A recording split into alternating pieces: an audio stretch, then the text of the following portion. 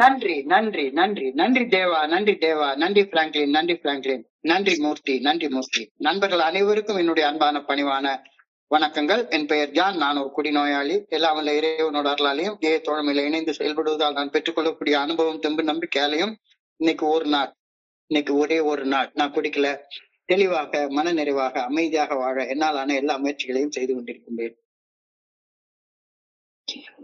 நண்பர் தேவா குறிப்பிட்டது போல கோயம்புத்தூர் ஒருங்கிணைப்பு குழு மனசாட்சியின் தீர்மானத்தின்படி குரூப் கான்சியன்ஸ் படி நாம ஒவ்வொரு நாளும் இந்த இரவு ஆன்லைன் மீட்டிங்ல 24 hours a day அப்படின்ற புத்தகத்துல இருந்து ஒவ்வொரு நாளும் ஒவ்வொரு பக்கமாக எடுத்து வாசிச்சு விளக்கம் பார்த்து கலந்தாய்வு இந்த கூட்டத்தை நடத்தி கொண்டிருக்கிறோம். அதன் தொடர்ச்சியாக இன்றைக்கு நாம அடைஞ்சிருக்கிற பக்கம் ஏப்ரல் மாதம் 25ஆம் நாள். முதல்ல இந்த ஏப்ரல் 25 சிந்தனையை வாசிச்சு அதற்கு அப்புறமாக அதோடைய விளக்கத்தை பார்த்து கலந்தாய்வு இந்த கூட்டத்தை நடத்துவோம். இந்த ஏப்ரல் 25 சிந்தனையை வாசிப்பதற்கு நண்பர் தேவா அவர்களை அன்போட பணியோட கேட்டுக்கொள்றேன். Over to you Deva. April 25. Thank you. 24 மணித்துளிகள் ஒரு நாள். ஏப்ரல் 25. ஏய தோழமை இன்றைய சிந்தனை. ஏய தோழமை பரிந்துரைக்கும் 12 படிகள் அடங்கிய மீட்படையும் செயல் திட்டத்தை குறித்து புத்தகங்களில் படித்தாலோ அல்லது அவற்றை வாழ்க்கையாக வாழ்ந்த நண்பர்களின் அனுபவ பகிர்வுகளை கேட்பதாலோ நான் ஏய தோழமையில் செயல் திட்டத்தின் மேல் நம்பிக்கையை அடையவில்லை. ஏய தோழமையின் செயல் திட்டத்தை வாழ்க்கையாக வாழ்பவர்கள் மனத்தெளிவு நிலையில் நிலைத்து வாழ்வதை கண்ணால் கண்டபோது மட்டுமே நம்பிக்கையை நான் வந்தடைந்தேன். ஏய தோழமை பரிந்துரைக்கும் 12 படிகள் அடங்கிய மீட்படையும் செயல் திட்டத்தின் உண்மையான நடைமுறை விளக்கம் மட்டுமே நான் நம்பிக்கையை வந்தடைய எனக்கு உதவியது. ஏய தோழமையில் இணைந்து செயல்படும் மக்களின் வாழ்வில் நேர்மறை மாற்றங்களை நான் கண்ணெதிரே காண்கையில் ஏய தோழமையின் செயல் திட்டம் செயலாற்றுகின்றது என்ற உண்மையை நம்பாமல் இருக்க என்னால் முடியாது. ஏய தோழமையின் மாண்பினை குறித்து நான் நாள் முழுக்க பேசிய பின்னரும் கூட ஏய தோழமையின் செயல் திட்டத்தை நம்பாமல் இருப்பது சாத்தியமே. ஆனால் ஏஐ செயல் திட்டம் செயலாற்றுவதை கண்ணெதிரே கண்ட பின் நம்பிக்கையை வந்தடையாமல் எவராலும் இருக்க முடியாது. ஏஐ தோழமையின் செயல் திட்டத்தின் செயல்பாட்டை நான் அன்றாட கண்ணார காண்கின்றேனா? இன்றைக்கான தியானம். என்னுடன் முரண்படுவோரை குறித்து சிந்திக்கையில் இறையரு பேராற்றல் அவர்களை ஆசீர்வதிக்கட்டும் என்று வாழ்த்த முயற்சி பார்க்க வேண்டும். தங்களது தவறுகளால் எனக்கு தொல்லை தரும் என் சக மனிதர்களை குறித்து சிந்திக்கையிலும் இதே வாழ்த்தை கூற நான் முயற்சிக்க வேண்டும். இறையரு பேராற்றலின் ஆசீர்வாதங்கள் மனிதர்கள் அனைவரும் மேலும் மழையென கொள்ளிட்டும் என்று மனதில் முழுமையான விருப்பத்துடன் நான் வாழ்த்த வேண்டும். என் சக மனிதர்களை திருத்தவும் ஒழுங்குபடுத்தவும் செய்யும் பணியை இறையரு பேராற்றலிடம் நான் விட்டுவிட வேண்டும். நான் மனிதர்களை வாழ்த்த மட்டுமே விரும்ப வேண்டும். இறையரு பேராற்றல் ஆற்ற வேண்டிய பணியை இறையரு பேராற்றலுமே விட்டுவிட வேண்டும். இறையரு பேராற்றல் எனக்கு செய்ய அளித்த பணியில் மட்டுமே என் கவனத்தை குறித்து செயலாற்ற வேண்டும். இறையரு பேராற்றலின் ஆசீர்வாதங்கள் என்னுடைய தொல்லைகளையும் அனைத்தையும் உடைத்தெறிந்து வெற்றி பாதையில் என்னை வழிநடத்தும் என நான் உறுதியாக நம்ப வேண்டும். தியான பிரார்த்தனை. இறையரு பேராற்றலில் நம்மை தளத்தை பயன்படுத்தி என் சக மனிதர்களை வாழ்த்த வேண்டும் என வேண்டுகின்றேன். இறையரு பேராற்றலின் ஆசீர்வாதங்களை ஏற்றுக்கொண்டு என் வாழ்வை ஒற்றுமையாகவும் அழகாகவும் ஆனந்தமாகவும் நிறைவுடனும் வடிவமைக்க வேண்டும் என பணிவுடன் வேண்டுகின்றேன். Thank you sir. நன்றி தேவா, நன்றி தேவா, நன்றி தேவா. நண்பர்கள் அனைவருக்கும் மீண்டும் ஒரு முறை என்னுடைய அன்பான பணிவான வணக்கங்களை தெரிவித்துக் கொள்றேன். என் பெயர் ஜான். நான் ஒரு குடிநோயாளி. எல்லாம் வல்ல இறைவனோட அருளாலையும் தோழமையில இணைந்து செயல்படுவதால் நான் பெற்றுக்கொள்ளக்கூடிய அனுபவம் தெம்பு நம்பிக்கையாலையும் இன்னைக்கு ஒரே ஒரு நாள் நான் குடிக்கல, தெளிவாக மன நிறைவாக அமைதியாக வாழ என்னாலான எல்லா முயற்சிகளையும் செய்து கொண்டிருக்கின்றேன்.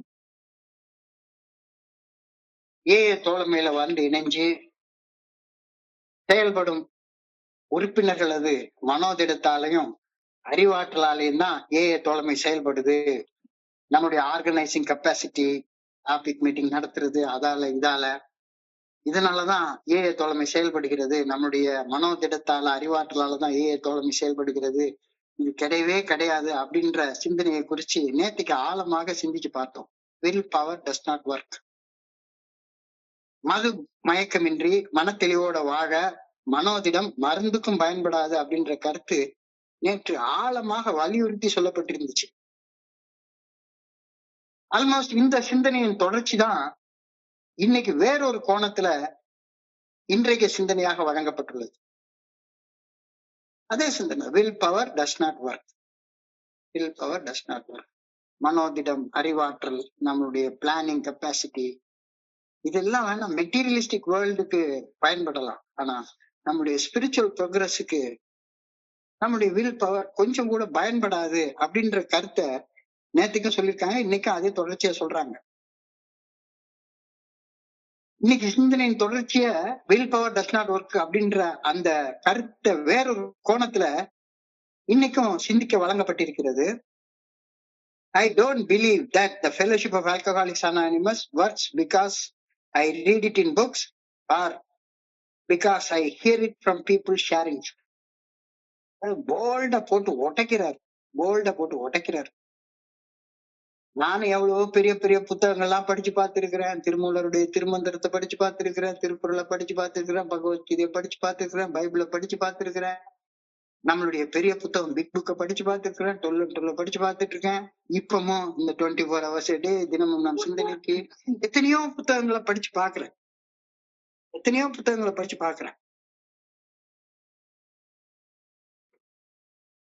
படிச்சு பார்த்து அந்த அறிவால நான் ஆல்கஹாலிக்ஸ் அனானிமஸ் தோழமையுடைய செயல் திட்டத்தின் மேல நம்பிக்கையை அடைந்தேன் அப்படின்னா அது பொய் அப்படின்ற கருத்தை சொல்றாரு.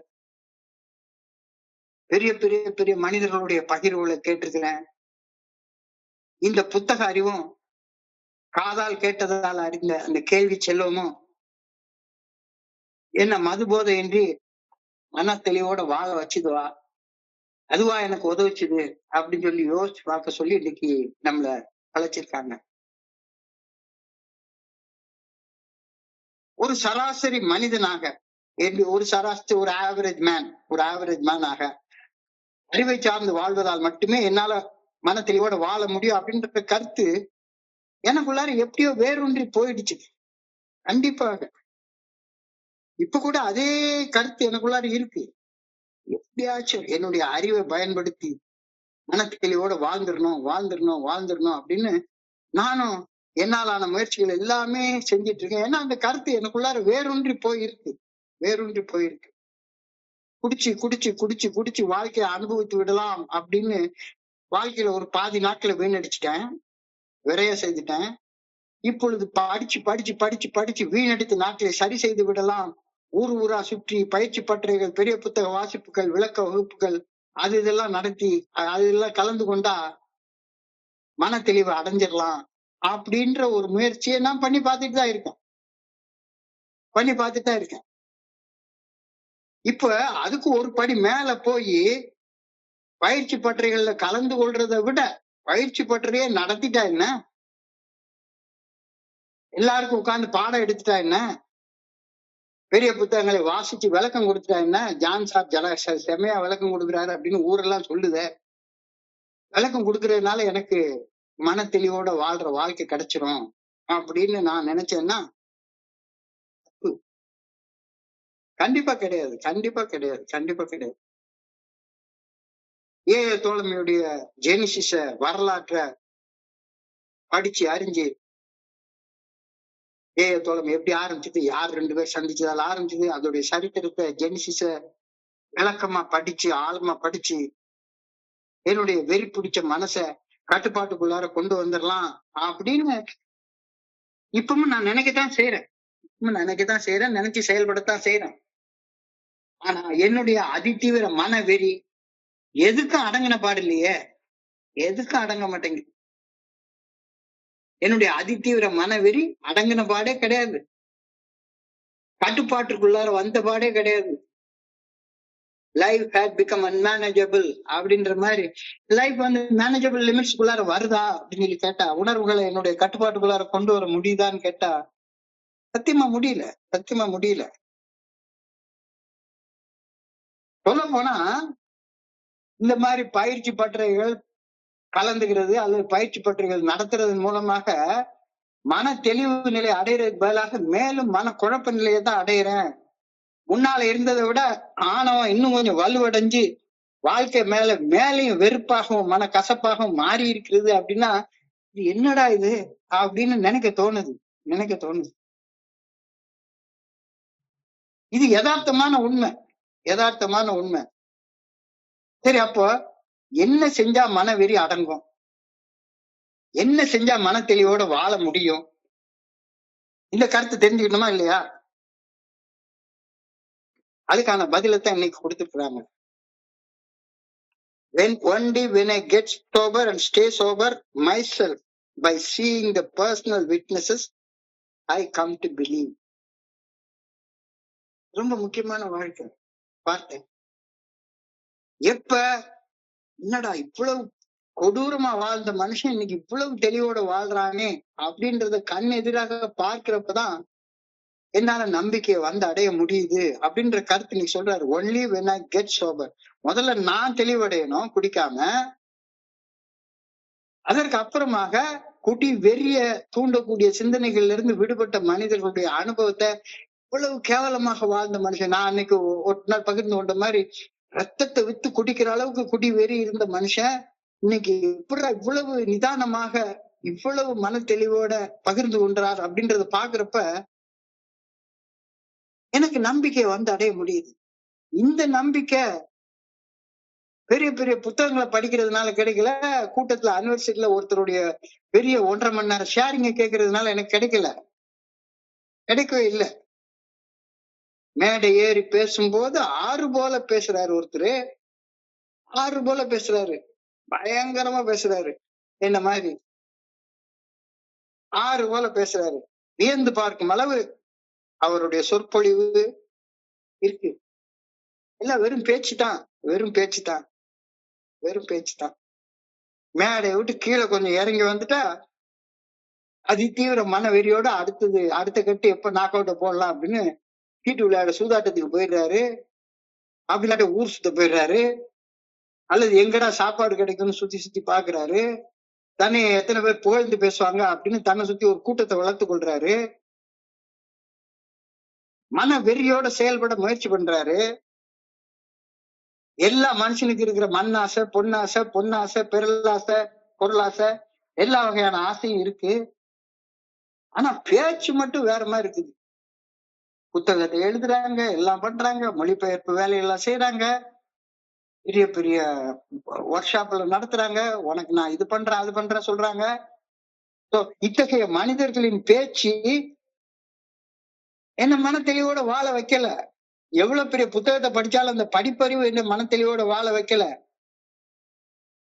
இந்த மனுஷன் சொன்னபடி வாழ்றான்டா, இவன் பேச்சுக்கும் செயலுக்கும் சம்பந்தம் இருக்குது, பேச்சுக்கும் செயலுக்கும் முரண்பட்டு இவன் வாழல அப்படின்றத பாக்குறப்ப மட்டும்தான் எனக்கு நம்பிக்கை வருது. அவமானத்தை, அசிங்கத்தை இன்னைக்கு இவன் செய்யல. தன்னுடைய அசிங்க அவமானத்தை ஆன்மீக முன்னேற்றமாக மாற்றி வாழக்கூடிய அந்த மனுஷனுடைய அனுபவம் பகிர்வுடைய ஈர்ப்பு தான் என்ன நம்ப வைக்குது. ரா ட்ரூத். ஆமா, இவ்வளவு அசிங்கமா அவமானமாக வாழ்ந்த மனுஷன் இன்னைக்கு எல்லாத்தையும் விட்டுட்டு இப்படி ஒரு முன்னேற்ற பாதையில பயணித்து கொண்டிருக்கேன் என்ற அந்த நேரடியாக நான் பார்க்கக்கூடிய அந்த அனுபவ பகிர்வு தான் என்னை ஈர்க்குது, என்னை நம்பிக்கைக்கு கொண்டு வருது. An actual demonstration is what convinces me. An actual demonstration. வாழ்க்கையில உண்மையாக நிகழக்கூடிய மாற்றங்கள் மட்டுமே என்னை ஈர்த்து நானும் என் வாழ்க்கையில மாறிக்கணும் மாற முடியும் அப்படின்ற நம்பிக்கை எனக்கு கொடுக்குது. இது ரொம்ப ஒரு ஆழமான சிந்தனை. ஆரம்பத்திலே சொன்ன மாதிரி I did not believe that The Fellowship of Alcoholics Anonymous works because I read it in books or because I hear it from people sharing. அப்படியே கவர்ந்து இழுக்கக்கூடிய சொற்பொழிவுகளாலையும் பெரிய பெரிய புத்தகங்களை படிக்கிறதுனால எல்லா பெரிய புத்தகங்களையும் நான் சேர்த்துக்கிறேன். இதோட பகவத்கீதையா இருந்தாலும் சரிதான், அது பைபிளா இருந்தாலும் சரிதான், புத்தகத்துல எழுதப்பட்டிருக்கிற கருத்துக்கள் எல்லாமே முக்கியமானதுதான்.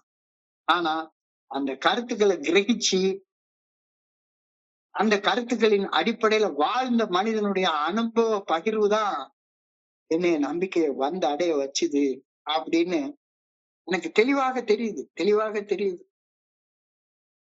இந்த நேரத்துல ஒரு திருமந்திர பாடல் என்ன ஞாபகத்துக்கு வருது. திருமந்திர பாடல், தத்துவ ஞானம் உரைத்தது தாழ்வரை, முக்திக்கு இருந்த முனிவரும் தேவரும், இத்துடன் வேதா இருந்து துதி செய்யும் பத்திமையால் இப்பயன் அறியாரே. வெறுமன 4 வரி. அதுல ஒரு ஆழமான ஆன்மீக தத்துவத்தை, இன்னைக்கு சொல்லப்பட்டிருக்கிற தத்துவத்தை எத்தனையோ 1000 ஆண்டுகளுக்கு முன்னால திருமூலர் சொல்லிட்டு போயிட்டாரு திருமந்திரத்தில். தத்துவ ஞானம் உரைத்தது தாழ்வரை, முக்திக்கு இருந்த முனிவரும் தேவரும், இத்துடன் வேறாய் இருந்து துதி செய்யும் பத்திமையால் இப்பயன் அறியாரே. இறையருட் பேராற்றலை உணர்ந்து முக்தி பெற வேண்டும், மோட்சம் பெற வேண்டும், ஆன்மீக விழிப்புணர்வு தன்னுணர்வு அடைய வேண்டும் அப்படின்னு மலை உச்சியிலையும் குகையிலையும் அங்க ஊரா சுத்தி முனிவர்களும் தேவர்களும் பயங்கரமா கடுமையாக தவம் இருக்கிறாங்க.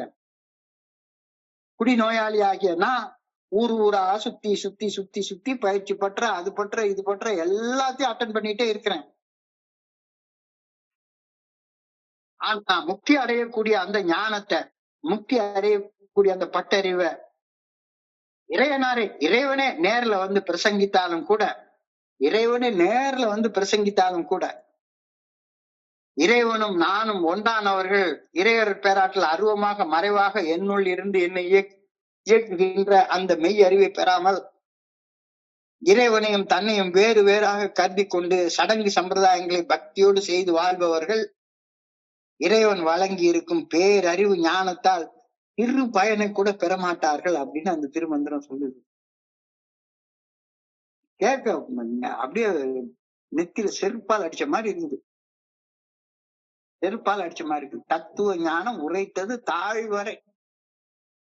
தத்துவ ஞானத்தை வாய்க்கிலேயே பேசுறது, கடவுளுடைய பாதத்துல போய் சென்றடைகிற வரைக்கும் பேசுறது, பேச்சு பேச்சு பேச்சு பேச்சு. அப்படி பேசுறதால முக்திய அடைஞ்சிடலாம், மோட்சத்தை அடைஞ்சிடலாம், ஆன்மீக விழிப்புணர்வை பெற்றுலாம், தன்னுணர்வை பெற்றுலாம் அப்படின்னு எத்தனையோ பேரு போராடுறாங்க. ஆனா என்ன பேசுறாங்களோ அதை செயல்ல கொண்டு வராம வெறுமன போற்றி போற்றி போற்றி போற்றி ஆல்கஹாலிக் அனானிமஸ் போற்றி அப்படின்னு துதி மட்டுமே செய்து கொண்டிருக்கக்கூடிய மனிதர்கள் அந்த பழக்கத்தால எந்த பயனையும் அடைய மாட்டார்கள் அப்படின்னு இந்த திருமந்திரம் சொல்லுது. அதைத்தான் இன்னைக்கு சிந்தனையும் சொல்லுது. ரொம்ப தெளிவா சொல்லுது. திருமணம் உன்னுடைய மனோதிடத்தால ஒண்ணுமே செய்ய முடியாது. உன்னுடைய மனோதிடம் இறையர் பேராற்றலின் நல்ல ஒழுங்கான வழிகாட்டுதலால் நெறிப்படுத்தப்படாத வரை நீ உன்னுடைய மனசாட்சிக்கு பணிந்து மனசாட்சி உறுத்தக்கூடிய செயல்களை செய்யாமலும் மனசாட்சி சரின்ற செயல்களை செய்தும் வாழ ஆரம்பிக்கிற வரைக்கும் நீ எந்த வகையான சடங்கு சம்பிரதாயத்தை செய்தாலும் அதனால எந்த பயனையும் அடைய மாட்ட. இத்துடன் வேறா இருந்து துதி செய்யும் 12 படிகள் அடங்கிய மேற்படை செயல் திட்டத்திலிருந்து விலகி இருந்து சும்மா உட்கார்ந்து போற்றி புகழ்ந்து கொண்டே இருக்கிறதுனால எந்த பிரயோஜனமும் கிடையாது. பத்திமையால் இப்பயன் அறியாரே. பயன் உனக்கு கிடைக்கவே கிடைக்காது. சிறு பயனை கூட பெறாமலேயே வாழ்க்கையை முடிச்சுட்டு போயிருவ. இந்த கருத்தை இன்னைக்கு சிந்தனையில சொல்லியிருக்காங்க. அதி தீவிர மன வெறியுடன் வாழ்ந்த வாழ்க்கை மன தெளிவுடன் வாழக்கூடிய வாழ்க்கையாக மாற்றம் பெற தோழமை பரிந்துரைக்கக்கூடிய 12 படிகள் அடங்கிய மீட்படையும் செயல் திட்டம் குறித்து வாய் கிழிய பேசுவதை குறைத்து கொண்டு அவற்றை வாழ்க்கையாக வாழ்ந்துவிட்டு பின்னர் அவ்வாறு வாழ்ந்த வாழ்க்கை அனுபவத்தையும் அதனால் பெற்ற உள் உறுதி தெம்பால் கிடைத்த நம்பிக்கையையும் பகிர வேண்டும். ஆல்கஹாலிக்ஸ் அனானிமஸ் உடைய பிரியாம்பிள்லயே முகவுரையிலேயே இதை தெளிவா சொல்லிட்டாங்க, ரொம்ப தெளிவா சொல்லிட்டாங்க. ஆல்கஹாலிக்ஸ் அனானிமஸ் என்பது தங்களுடைய அனுபவம், தெம்பு, நம்பிக்கை ஆகியவற்றை ஒருவருக்கு ஒருவர் பகிர்ந்து கொள்வதன் மூலம் தங்கள் பொது பிரச்சனைகளுக்கு தீர்வு காணவும், மற்றவர்களும் குடிநோயிலிருந்து மீளவும் உதவும் மக்கள் சார்ந்த தோழமை குழுமம். அப்ப அனுபவம்னா என்ன? ஏஏ ஃபெல்லோஷிப்புக்கு வர்றதுக்கு முன்னால ஒரு அதி தீவிர மனவெறியோட தாந்தோன்றித்தனமாக மனசாட்சி உறுத்தக்கூடிய செயல்களை கண்டுக்காம செஞ்சு, மனசாட்சி சரின்னு சொல்லக்கூடிய செயல்களை செய்யாம ஒரு தாந்தோன்றித்தனமான வாழ்க்கையை வாழ்ந்து மனக்குழப்பத்தோடு வாழ்ந்து கொண்டிருந்தனா, இந்த 12 படிகள் அடங்கிய மீட்புடன் செயல் திட்டத்தை வாழ்க்கையாக வாழ்ந்ததுக்கு அப்புறமாக ஒரு மாற்றத்தை கொண்டு வந்தாங்க. அந்த மாற்றத்துக்கு பேர் தான் அனுபவம், எக்ஸ்பீரியன்ஸ். எது? என்னுடைய அசிங்கத்தையும் அவமானத்தையும் ஆண்டவனுடைய அருளால ஆன்மீக முன்னேற்றமாக மாற்றிக்கொண்டதுதான் அனுபவம். அந்த அனுபவம் எனக்கு உள் உறுதியவும் தெம்பையும் கொடுக்குது. தெம்பு என்பது இன்னைக்கு இருக்கக்கூடிய நிலை. நான் நேற்றுக்கு தெம்போடு இருந்தேன், நாளைக்கு தெம்போடு இருப்பேன் அப்படிங்கிறது எந்த வகைக்கும் பிரயோஜனப்படாது. இந்த உள் உறுதி, இந்த தெம்பு தான் எனக்கு எதிர்காலத்தை பிரகாசமா வாழ முடியும் அப்படின்ற நம்பிக்கையை கொடுக்குது. அனுபவம் என்பது கடந்த காலம் சார்ந்தது. ஏஏ தோழமையில வந்து இணைஞ்சதுக்கு அப்புறமாக இன்னைக்கு வரைக்கும் என்னுடைய அசிங்கத்தையும் அவமானத்தையும் ஆன்மீக முன்னேற்றமாக ஆண்டவனுடைய அருளால எப்படி மாற்றிக்கொண்டேன் என்பது அனுபவம். அந்த அனுபவம் எனக்கு கொடுக்கக்கூடியது தெம்பு, உள் உறுதி. அந்த தெம்பு, உள் உறுதியும் நாளைக்கு எனக்கு நல்லா இருக்கும் அப்படின்ற நம்பிக்கையை கொடுக்குது. இந்த அனுபவம், தெம்பு, நம்பிக்கைய பகிர்ந்து கொள்வதன் மூலமாக என்னுடைய வாழ்க்கையில ஒரு நம்பிக்கை பிறக்குது. சும்மா வெறுமன தத்துவத்தை பேசுறதால ஒண்ணுமே கிடையாது. இது எல்லாருக்கும் பொருந்தும், எல்லாருக்கும் பொருந்தும். இந்த விதிக்கு விதி விலக்கு எப்பேற்பட்ட முனிவரும் தேவரும் கூட கிடையாது அப்படி சொல்றாரு. ஏன் மெம்பரை விடுங்க, எப்பேற்பட்ட முனிவரோ தேவரோ கூட சரிதான். நான் தத்துவ ஞானத்தை வாய்கிலேயே பேசுறேன், ஆனா தத்துவ ஞானத்தின்படி வாழ மாட்டேன் அப்படின்னு சொன்னா அவர் என்ன முனிவர், அவர் என்ன தேவரு, அவர் என்ன பெரிய ஆன்மீகவாதி? தத்துவ ஞானம் உரைத்தது தாழ்வரை, நம்ம வாய்க்கிலேயே தத்துவ ஞானத்தை பேசிக்கிட்டே இருக்கிறது. அதனால பேசுறதால நான் முக்தியை அடைஞ்சிருவேன், மோட்சத்தை அடைஞ்சிருவேன், தன்னுணர்வு அடைஞ்சிருவேன், ஆன்மீக விழிப்புணர்வு அடைஞ்சிருவேன் அப்படின்னு சொல்லி கொண்டிருக்கக்கூடிய மனிதர்கள் செயல் திட்டம் வேறு, வாழ்க்கை வேறு அப்படின்னு வாழ்ந்து கொண்டிருந்தாங்கன்னா இத்துடன் வேறா இருந்து துத்தி செய்யும் வெறுமனே. ஆனா பற்றி புகழ்ந்து பேசிக்கிட்டே இருப்பாங்க. இல்லைன்னா எனக்கு நான் இல்ல, நீ நானாக நான் இல்லை தாயே, நல்வாழ்வு தந்தாயே ஏ அப்படின்னு பேசிக்கிட்டே அலைவாங்க.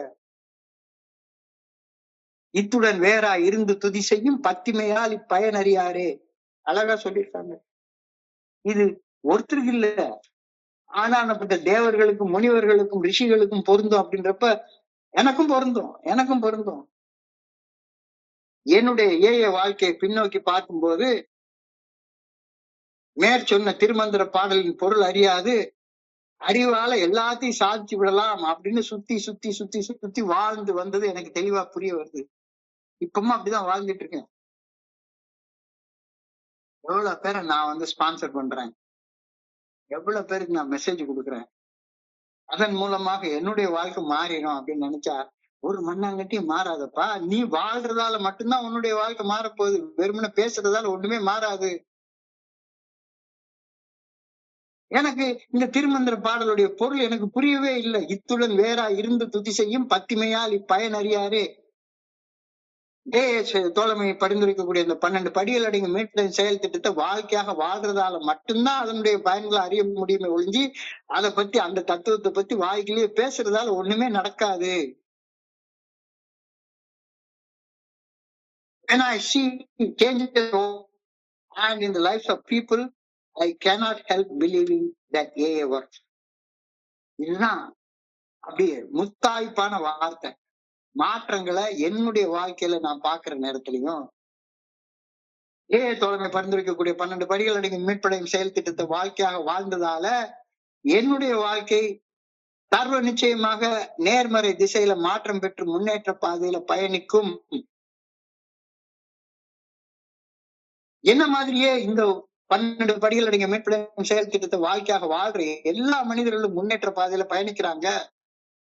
இந்த உண்மைய கண்ணால காணும் போது மட்டும்தான் என்னால நம்பிக்கையை வந்து அடைய முடியும். இதுக்கும் அறிவுக்கும் சம்பந்தமே இல்ல.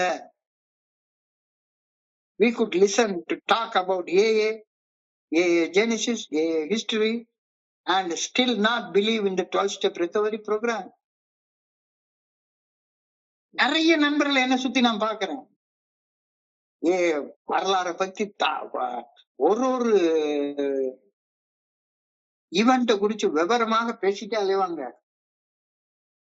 ஜெனிசிஸ் பேசுவாங்க, ஹிஸ்டரிய பேசுவாங்க, எல்லாம் எங்க இருந்து வந்தது எல்லாம் பேசுவாங்க. ஆனா ஏஐ தோழமை பரிந்துரைக்கக்கூடிய 12 படிகள் அடங்கிய மீட்படையும் செயல் திட்டத்தை நம்பாம வெறுமனே இந்த பேச்சினால நான் பயன்பெற்றுவேன் அப்படின்றதுக்கு இந்த திருமந்திர பாடல இதை விட பாருங்களேன். தத்துவ ஞானம் உரைத்தது தாழ்வரை முக்திக்கு இருந்த முனிவரும் தேவரும் இத்துடன் வேறா இருந்து துதி செய்யும் பத்திமையால் இப்பயன் அறியாரு. ஏவனி துதி செய்யவே வேண்டாம். ஏதான் எனக்கு உயிர், ஏதான் எனக்கு எல்லாம் அப்படின்னு புகழ் பாட வேண்டிய அவசியமே கிடையாது. கடவுளுடைய புகழ்ந்து பாட வேண்டிய அவசியம்லாம் கிடையவே கிடையாது. சொல்ல போனா மந்திரங்கள் சொல்றப்ப, இறைவனை புகழ்ந்து பேசக்கூடிய மந்திரங்களை சொல்றப்ப, மந்திரங்களை கூட கடந்துதான் போறோம். மந்திரங்களை கடக்கும் போது கோயிலுக்குள்ளார நுழையிறப்ப, கோபுர வாசலை கடக்கிறப்ப உடலை கடந்து பலிபீடத்துல உடலை பலியிட்டுறோம். மந்திரங்கள் சொல்வதால அறிவை பலியிட்டுறோம். அதுக்கு அப்புறம் தான் இறைவனுடைய தர்சனமே நமக்கு கிடைக்குது. உடலையும் மனதையும் மந்திரங்களையும் எல்லாத்தையும் மந்திரம் சொல்வதால இறைவனுடைய தரிசனம் கிடைக்கிறது இல்ல. மந்திரம் சொல்லி மனதை பலியிட்டதுக்கு அப்புறமாக உடலை பலியிட்டுட்டு கர்ப்ப கிரகத்துக்குள்ளார போறோம். கர்ப்ப கிரகத்துல அறிவையும் பலியிட்டுட்டு திருமண பிளாங்கா நிக்கிறப்பதான் கடவுளுடைய தரிசனம் கிடைக்குது. கண்ணை திறந்து பார்த்தா அதுக்கு பேர் காட்சி, கண்ணை மூடிட்டு பார்த்தா அதுக்கு பேர் தர்சனம். அந்த தர்சனத்தோட கோயில்ல வந்து உட்கார்ந்து அங்க கொடுக்குற சுண்டலையோ பொங்கலையோ கொஞ்சம் சாப்பிட்டுட்டு வெளியே வா, ஒரு நாள் வாழ்றதுக்கான தெம்பு கிடைக்கும்.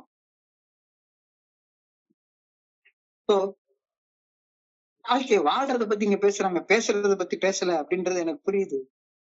அதைத்தான் நீ சொல்றாரு, we could listen to talk about AA hours மணிக்கணக்கா பேசிட்டே இருக்கலாம். காலையில இருந்து சாயங்காலம் வரைக்கும் உட்கார்ந்து உன்னிப்பா கேட்டு நோட்ஸ் எடுத்து வச்சுக்கிட்டு எல்லாம் பண்ணலாம். யார் யாரு என்னென்ன பண்ணாங்க ஒவ்வொரு பேரா, Bill W, doctor Bob, doctor William Silkworth, reverend father Shoemaker, அவரு இவரு எல்லா கதையும் பேசலாம். இவ்வளவும் பேசிவிட்டு 12 படிகள் அடங்கிய மீட்படையும் செயல் திட்டத்தை மட்டும் நம்பாமலும் வாழலாம். எதை செய்யணுமோ அதை விட்டுட்டு எதை செய்யக்கூடாதோ அது எல்லாமே அதை செய்யக்கூடாதுன்னு சொல்லவே இல்லை. சரித்திரம் முக்கியம் இல்லைன்னு நான் சொல்லவே இல்லை. ஆனா எது முதன்மையானது? First things first. எனக்கு தேவை மன தெளிவோடு வாழ்வதற்கு தேவையான 12 படிகள் அடங்கிய மீட்படையும் செயல் திட்டத்தை குறிச்ச அந்த வாழ்க்கை பயிற்சி தானே முக்கியம். ஏஐ தோழமையை பற்றிய மிகப்பெரிய அறிவை கொண்டு இருக்கலாம். ஏஐ தோழமையின் பிறப்பையும் வளர்ச்சியையும் சரித்திரத்தையும் துல்லியமாக அறிந்து வைத்திருக்கலாம்.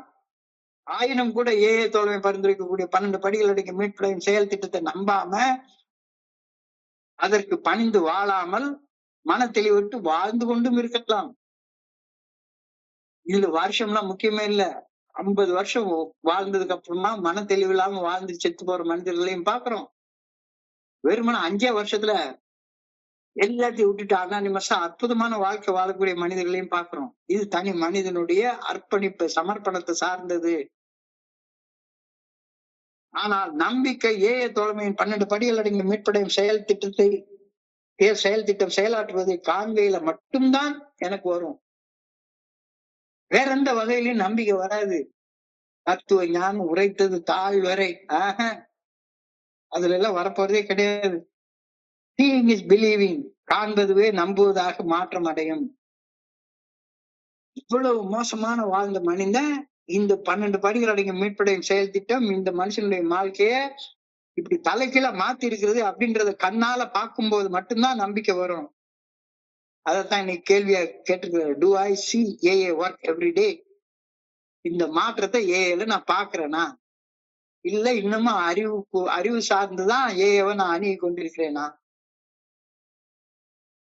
இன்னமும் உட்கார்ந்து நோட்ஸ் எடுத்துட்டு உட்கார்ந்துட்டு இங்கே பேசுனது அங்கேயும், அங்க பேசுனது இங்கேயும் மாறி மாறி மாறி மாறி பேசிக்கிட்டு பீப்புள் பிளீசிங் பண்ணிக்கிட்டு வாழ்ந்து கொண்டிருக்கிறேன். Do I see AA work every day? AA நண்பர்களது வாழ்விலும் என் வாழ்க்கையிலும் ஏஏ தோழமை பரிந்துரைக்கக்கூடிய 12 படிகள் அடங்கிய மீட்படையும் செயல் திட்டம் செயலாற்றுவதை என்னுடைய அன்றாட வாழ்க்கையில காண்கின்றேனா? இல்ல, இன்னும் காணல. இன்னமும் உட்கார்ந்து நான் பாட்டு ஊர் ஊரா சுத்திதான் அலைஞ்சிட்டு இருக்கேன் அப்படின்னா இன்றைய தியானத்துக்கு கடந்து வா. இன்னைக்கு கொடுக்கப்பட்டிருக்கிற தியானத்துக்கு கடந்து வா.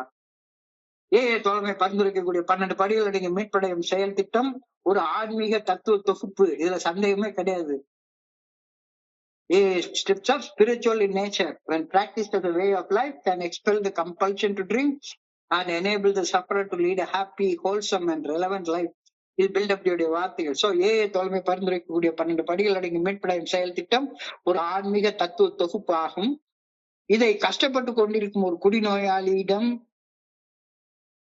அவனுடைய வீட்டு தாழ்வாரத்து வரைக்கும் கொண்டு போய் சேர்த்தாச்சு. தத்துவ ஞானம் உரைத்தது தாழ்வரை, அவனுடைய வீட்டு தாழ்வாரத்து வரைக்கும் கொண்டு போய் வச்சாச்சுது. அவன் காலடியில வச்சுட்டு வந்தாச்சு. ஆனா அவங்க இந்த தத்துவத்தை எடுத்து, இந்த தத்துவ தொகுப்பை எடுத்து, இதெல்லாம் எனக்கு வேலைக்கு ஆகாது, இதெல்லாம் எனக்கு தேவையில்லை அப்படி முரண்பட்டாலோ, அல்லது அந்த தத்துவ தொகுப்பை அவங்க புரிஞ்சு கொண்ட வகையில இல்ல 1வது ஸ்டெப் 12வது ஸ்டெப் மட்டும் போதும் அப்படின்ற அளவுல அவங்க செயல்பட்டாலோ, இதில் நான் கோவப்பட என்ன இருக்கு அப்படின்ற கேள்வியை நீ கேட்கிறாரு. நான் வச்சிட்டேன் தத்துவ தொகுப்பை அவ வீட்டு வாசல் வரைக்கும் கொண்டு போய் தத்துவ தொகுப்பு கொண்டு வச்சாச்சு. தத்துவ ஞானம் உரைத்தது தாய் வரை அவ வீட்டு வாசல் வரைக்கும் கொண்டு வச்சாச்சு. இப்ப அவன் அதை ஏற்றுக்கொள்ளல அல்லது அதுல முரண்பட்டு வேற மாதிரி சிந்திக்கிறான் அப்படின்னு சொன்னா அவன் மேல எதுக்கு கோவப்படுற? உன் வேலையை நீ செஞ்சுட்ட. Try saying God bless him who is dishonoring me, disagreeing with me. என்னுள் முரண்படுவோரையும் வாழ்த்த நான் முயற்சித்து முன்வர வேண்டும். யாருனாலும் சரிதான். அவனுடைய சம்பாஷணையை ஆரம்பிக்கிற நேரத்துல வாழ்க வளமுடன் அப்படின்னு ஆரம்பிச்சு முடிக்கிறப்ப வாழ்க வளமுடன். யாராக இருந்தாலும் சரிதான். என்னுடைய கருத்துக்களும் முரண்படுறவங்களா இருந்தாலும் சரிதான், ஏற்றுக்கொள்ளவர்களா இருந்தாலும் சரிதான். நான் புரிந்து கொண்ட இறையர்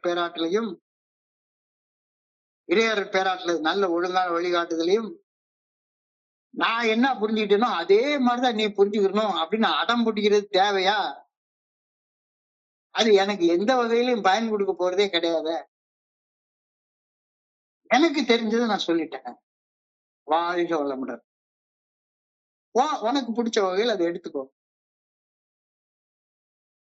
வேற யாராச்சும் சொன்னாங்கன்னா நீ தவறாக பிரசங்கம் பண்றா அப்படின்னு சொல்லி என்னை தூற்றி என்னுடைய சக மனிதர்கள் எனக்கு தொல்லை கொடுத்தாலும் சரி, அவரையும் வாழ்த்து நான் கற்றுக்கொள்ள வேண்டும்.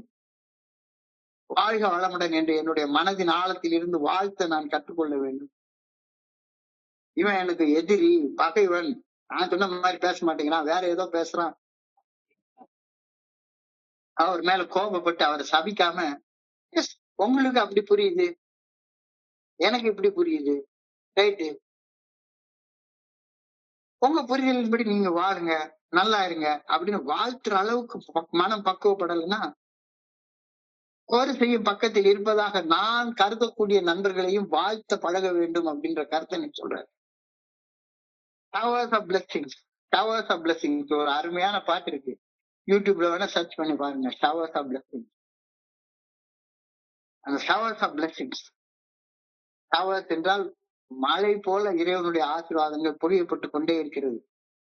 நான் வாழ்க்கையில சந்திக்கக்கூடிய அனைத்து மனிதர்களையும், அவங்களை எனக்கு பிடிச்சிருந்தாலும் சரி, அவங்களை எனக்கு பிடிக்கலனாலும் சரி, அவங்க என்னுடைய கருத்துக்களோடு உடன்பட்டாலும் சரி, அவங்க என்னுடைய கருத்துக்களோட முரண்பட்டாலும் சரி, நான் அனைவரையும் ஆழ் மனதில் இருந்து வாழ்த்த பழகிக் கொள்ள வேண்டும். எல்லாரும் நல்லா இருக்கும். எல்லாரும் நல்லா இருக்கும். அப்பதான் நானும் நல்லா இருப்பேன். வாழ்த்து பழகிக் கொள்ள வேண்டும். நிறைய நண்பர்கள் நான் ஒவ்வொரு நாளும் இந்த ஷேரிங்க முடிக்கிற நேரத்துல வாழ்க வையகம், வாழ்க வளமுடன் அப்படின்னு சொல்ற நேரத்துல, சார் நீங்க ஏதோ ஒண்ணு ப்ரமோட் பண்றீங்க அப்படின்றாங்க. இல்ல இல்ல இல்ல இல்ல. நான் வெறுமனே வாழ்த்த மட்டும்தான் செய்றேன். நான் வெறுமனே வாழ்த்த மட்டும்தான் செய்றேன். யாராக இருந்தாலும் சரி, இனி ஏற்றுக்கொண்டாலும் சரி, ஏற்றுக்கொள்ளலாம் சரி, வாழ்க வளமுடன் வாழ்த்துற நேரத்துல அந்த வாழ்த்துக்களால் நாம வாழ்றோம். எல்லாரையும் வாழ்த்துவதற்கு இன்று மனப்பூர்வமாக நான் முயற்சி பண்றேன். அட்லீஸ்ட் என்னுடைய கருத்தோட முரண்படுறவங்க நிறைய பேர் இருக்காங்க. இப்பவும் கொஞ்சம் கொஞ்சமா போறப்ப, இது என்ன சார் இது, ராத்திரி போய் உட்கார்ந்துட்டு இது என்ன புத்தகம் இது, இந்த புத்தகத்தை படிக்கணுமா என்ன, தேவையா என்ன, அதான் எனக்கு எந்த வகையிலும் பிரயோஜனப்பட போறது இல்ல அப்படின்னு நிறைய நண்பர்கள் என்கிட்ட இப்போ சொல்லவும் செய்யறாங்க. முரண்படுறாங்க முரண்படுறாங்க நிறைய முரண்படுறாங்க.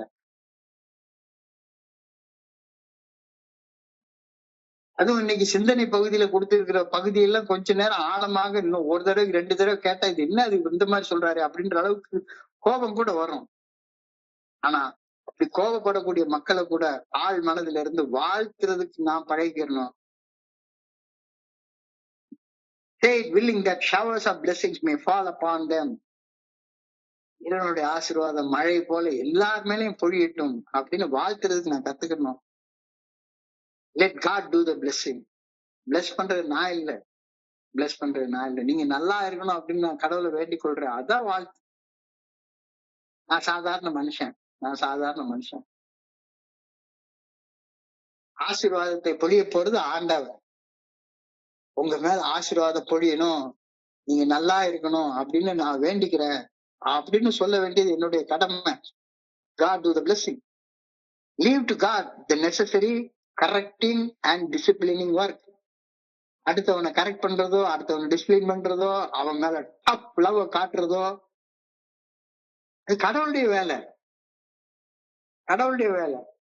டப் லவ் காட்டி அவனை எப்படியாச்சும் கரெக்ட் பண்ணிடணும், எப்படியாச்சும் டிசிப்ளின் பண்ணிடணும். அது ஏன் வேலை இல்ல. Leave to God the necessary correcting and disciplining work. என் சக மனிதர்களை வாழ்த்துவது மட்டும்தான் என்னுடைய பணி. அவர்களை திருத்துவதும் ஒழுங்குபடுத்துவதும் இறையருட் பேராற்றலின் பணி.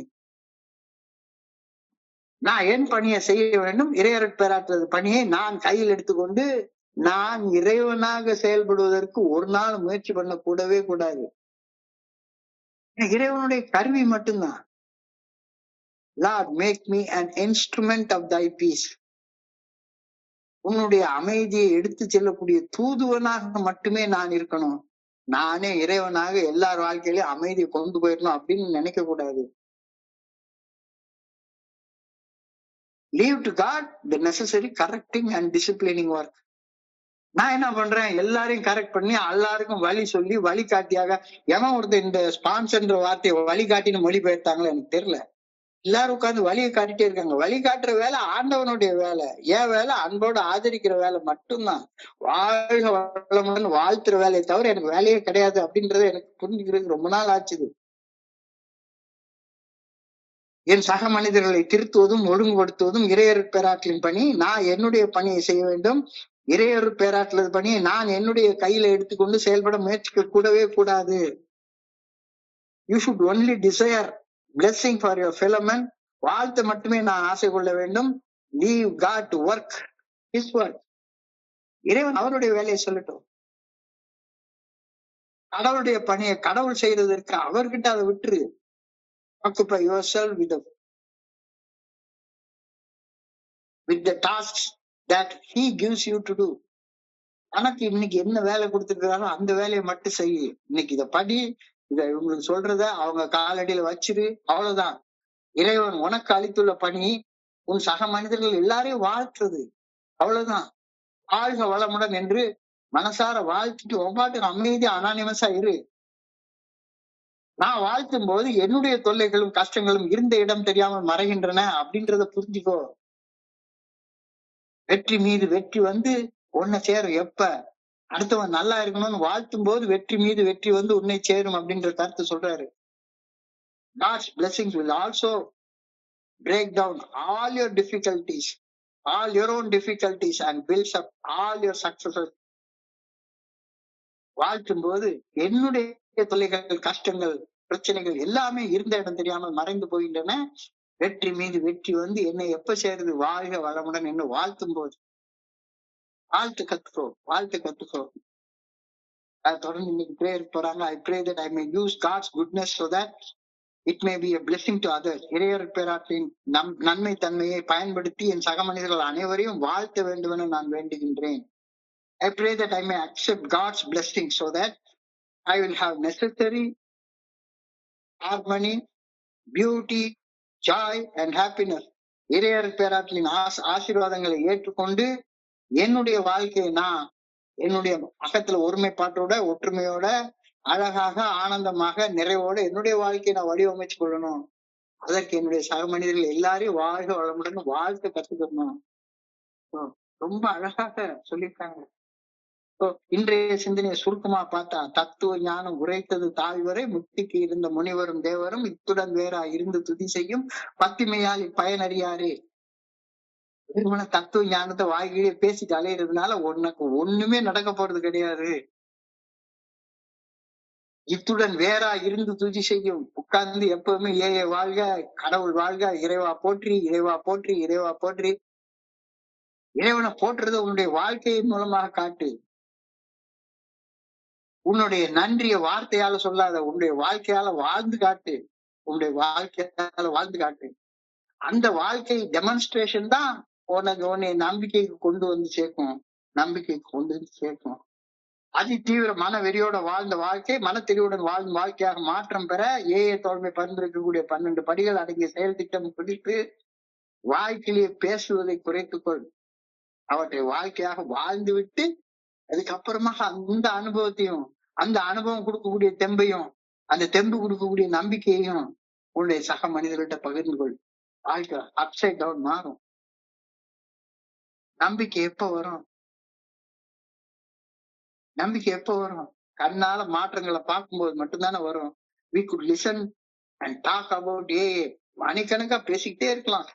பிக் புக்கை படிச்சு படிச்சு படிச்சு படிச்சு கரைச்சு குடிச்சு இந்த புத்தகத்துல இந்த இடத்துல அவ்வளவு போட்டு நீங்க 1,00,000 பேர் கூட்டம் கூட்டக்கூடிய என்ன பாத்தீங்கன்னா வெறுமனே ஒரு பைபிள்ன்ற ஒரு புத்தகத்தை வச்சுட்டு 10 லட்சம் கோடி ரூபாய் சமாளிச்சுக்கிறான்.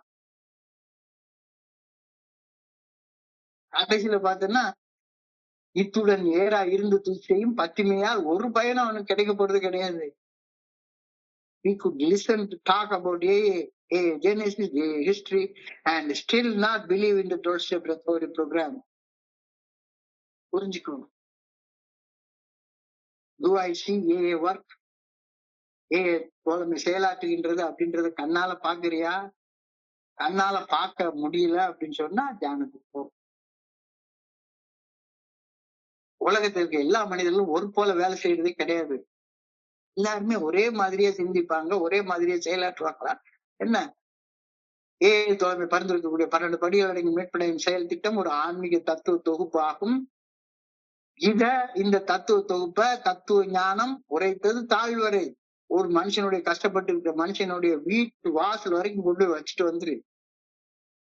அவன் அந்த தத்துவத்தை ஏற்றுக்கொண்டாலும் சரி, அல்லது வேற வகையாக திருச்சி பேசினாலும் சரி, முரண்பட்டாலும் சரி, நான் நினைக்கிற மாதிரிதான் நீ பேசணும். நான் தான் ஸ்பான்சரு, நீ தான் ஸ்பான்சி, உனக்கு வழிகாட்டி நான் வழிகாட்டுற வழியில வைக்கணும். இல்லாட்டி போன உன்னை நான் ஆதரிக்க மாட்டேன், உன்னை அன்பு செய்ய மாட்டேன் அப்படின்னு சொல்றதெல்லாம் வேண்டாம். Try saying God bless you. Try saying God bless you. Who is in disharmony with you? உன்னோட முரண்படக்கூடிய மனிதர்களையும் வாழ்க வளமுடன் வாழ்த்து கத்துக்கோ. நீ சொல்றபடிதான் எல்லாரும் கேட்கணும்ன்ற அவசியம்லாம் கிடையாது. அவர் செய்யும் பக்கத்துல இருக்கிறதாக நான் பார்க்கக்கூடிய மனிதர்களை கூட வாழ்க வளமுடன் சொல்லிட்டு வந்து கத்துக்கோ. Faith willing that showers of blessing may fall upon them. சின்ன வெறுமன பிளெஸிங் மட்டும் இல்ல, ஷவர்ஸ் ஆஃப் பிளெஸிங், மழை போல இறைவனுடைய ஆசீர்வாதங்கள் பொழியணும் அப்படின்னு ஆண்டவன் வேண்ட கத்துக்கோ. உன் வேலையை நீ செய், கடவுள் வேலையை கடவுள் செய்யட்டும். உன் வேலை கொண்டு போய் தத்துவ ஞானம் அந்த 12 படிகளோட மீட்படைய செயல் திட்டத்தை ஒருத்தனுடைய வீட்டு வாசல் வரைக்கும் கொண்டு போய் வச்சுட்டு வர்றது மட்டும்தான் வேலை. அவனை ஒழுங்குபடுத்துறதும் அவனை டிசிப்ளின் பண்றதும் அவனை கட்டுப்படுத்துறதோ உன் வேலை கிடையாது. உன் வேலையை நீ செய்ய, கடவுள் வேலையை அவர் செய்யட்டும். கடவுளின் பணியை செய்ய கடவுளிடம் விட்டு விடு. Occupy yourself with the task that God gives you to do. உனக்கு என்ன வேலை நீ கொடுக்கப்பட்டிருக்கோ அந்த வேலையை மட்டும் செய். உனக்கு இறைவன் அளித்துள்ள பணி சக மனிதர்கள் அனைவரையும் வாழ்த்துவது வாழ்த்துவது வாழ்த்துவது வாழ்த்துவது மட்டும்தான். வாழ்க வளமுடன் என்று மனதார வாழ்த்து விட்டு அனானிமிஷா வாழ்ந்துட்டு போயிரு. நீ வாழ்த்தும் போது உன்னுடைய வாழ்க்கையில உன்னுடைய தொல்லைகளும் உன்னுடைய கஷ்டங்களும் இருந்த இடம் தெரியாம மறைகின்றன. எவ்வளவு பெரிய வார்த்தை பாருங்க. God's blessings will also break down all your own difficulties and builds up all success. வாழ்க வளமுடன் நீ வாழ்த்தும் போது உன்னுடைய தொல்லைகள், உன்னுடைய பிரச்சனைகள், உன்னுடைய கஷ்டங்கள் எல்லாமே இருந்த இடம் தெரியாம மறைஞ்சு போயிடும். வெற்றி மீது வெற்றி வந்து உன்னை சேரும். I pray that I may use God's goodness so that it will be a blessing to others. இறையவர் பேராற்றலின் நன்மைத்தனத்தை பயன்படுத்தி என்னுடைய சக மனிதர்கள் அனைவரையும் வாழ்த்த வேண்டும் என வேண்டுகின்றேன். I pray that I may accept God's blessing so that I will have harmony, beauty, joy and happiness. இறையவர் பேராற்றலின் ஆசீர்வாதங்களை நான் ஏற்றுக்கொள்ளும் போது என்னுடைய வாழ்க்கையில அக ஒருமைப்பாடு ஏற்படுகிறது, உள்ள ஒற்றுமை ஏற்படுகிறது, வாழ்க்கை அழகாக மாறுகிறது, வாழ்க்கை ஆனந்தமாக மாறுகிறது. வாழ்க்கையில எனக்கு பெரிய குறை எதுவும் தெரியவே இல்லை. வாழ்க்கையை நிறைவாக உணர ஆரம்பிக்கிறேன். என்னுடைய வாழ்க்கையை நானே வடிவமைச்சு கொள்றேன், நல்ல வகையாக வடிவமைச்சு கொள்றேன். அந்த வாழ்க்கை எனக்கு உதவு அப்படின்னு இன்னைக்கு பிரேயரோட இன்றைய சிந்தனையை முடிச்சு கொள்றோம். இப்போ இன்றைய பகுதியை படிக்கிறப்ப என் மனதை கடந்து சென்ற சிந்தனைகளை உங்களோட பகிர்ந்து கொள்ள இந்த அற்புதமான வாய்ப்பு கொடுத்த இந்த குழுவிற்கு என்னுடைய மிக பணிவான நன்றிகளை தெரிவித்துக் கொள்றேன். இதுவரைக்கும் பொறுமையாக கேட்ட ஒவ்வொரு நண்பருக்கும் என்னுடைய பணிவான நன்றிகள். நண்பர்கள் அனைவருக்கும் தமிழர் திருநாள் திருநாள் நல்வாழ்த்துக்களை தெரிவித்துக் கொள்றேன். வாழ்க வையகம், வாழ்க வளமுடன். Thank you so much, thank you so much. Over to you Deva. Thank you.